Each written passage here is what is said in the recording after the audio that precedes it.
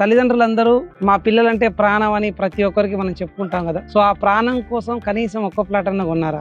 ఎక్కడ కొంటాం సార్? డబ్బులే లేకపోయా, పిల్లల ఎడ్యుకేషన్ తోటే ఇబ్బంది అవుతుంది. సో ఎడ్యుకేషన్ ఎంత ఇంపార్టెంటో పిల్లల కోసం ప్లాట్ కొనడం కూడా అంతే ఇంపార్టెంట్. ఎందుకు ఈ మాట చెప్తున్నానంటే, నీట్ లో సీట్ వచ్చి, ఇంజనీరింగ్ లో సీట్ వచ్చి 1 year బ్రేక్ తీసుకొని నెక్స్ట్ ఇయర్ చదువుకోబేట, ఈ సంవత్సరం డబ్బులు లేవు, నెక్స్ట్ ఇయర్ చదువుకో అని చెప్పే ధైర్యం ఏ తల్లిదండ్రికైనా ఉందా? ఎందుకంటే అది భవిష్యత్తు, చెప్పలేము కూడా. మరి ప్లాట్ భవిష్యత్తు కదా. గ్రాడ్యుయేషన్ అయిపోయి హైయర్ ఎడ్యుకేషన్కి వెళ్ళాలంటే కూడా, అబ్రాడ్ ఎడ్యుకేషన్కి వెళ్ళాలంటే కూడా ప్రాపర్టీ కావాలి కదా.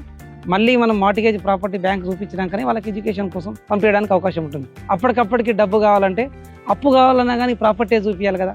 సో ప్లాట్ కొన్నంత మాత్రాన మా పిల్లల భవిష్యత్తు మొత్తం బాగుంటుందా అని కూడా మీకు డౌట్ రావచ్చు. ఒక చిన్న మాట చెప్పనా, వర్షం వస్తుందేమో అని చెప్పి గొడుగు పట్టుకొని బయటికి వెళ్ళినట్టు ఒక వ్యక్తి. సో వర్షాన్ని ఆపగలుగుతాడా అని చెప్పి అందరూ నవ్విరట. సో తను వర్షాన్ని ఆపలేకపోవచ్చు, బట్ వర్షం నుంచి తడవకుండా మాత్రం ఆ గొడుగు అతను ఆపగలుగుతుంది. సో మీరు ప్లాట్ కొన్నంత మాత్రాన భవిష్యత్తు మాత్రం బాగుంటుందో లేదో నేను చెప్పలేను, కానీ నిజంగా వాళ్ళ ఎడ్యుకేషన్కి, వాళ్ళ భద్రతకి, వాళ్ళ బిజినెస్కి అవసరం వచ్చినప్పుడు మాత్రం ఖచ్చితంగా మీకంటే ఎక్కువ బలాన్ని ఆ ప్లాట్ ఇవ్వగలుగుతుందని మాత్రం ఖచ్చితంగా చెప్పగలుగుతా. మిమ్మల్ని మనీ మోసం చేయొచ్చు, మనుషులు మోసం చేయొచ్చు, కానీ భూమి ఎప్పుడు కూడా మోసం చేయదు. కనీసం ఒక్క ప్లాట్ కొని పెట్టండి. సో వాళ్ళ ఎడ్యుకేషన్ కావచ్చు, వాళ్ళ బిజినెస్ కావచ్చు, వాళ్ళ భవిష్యత్తు కోసం ఖచ్చితంగా భరోసాగా అండగా నిలుస్తుందని మాత్రం ఖచ్చితంగా చెప్పగలుగుతాం. So do invest in real estate and create a legacy for your next generation. Good luck.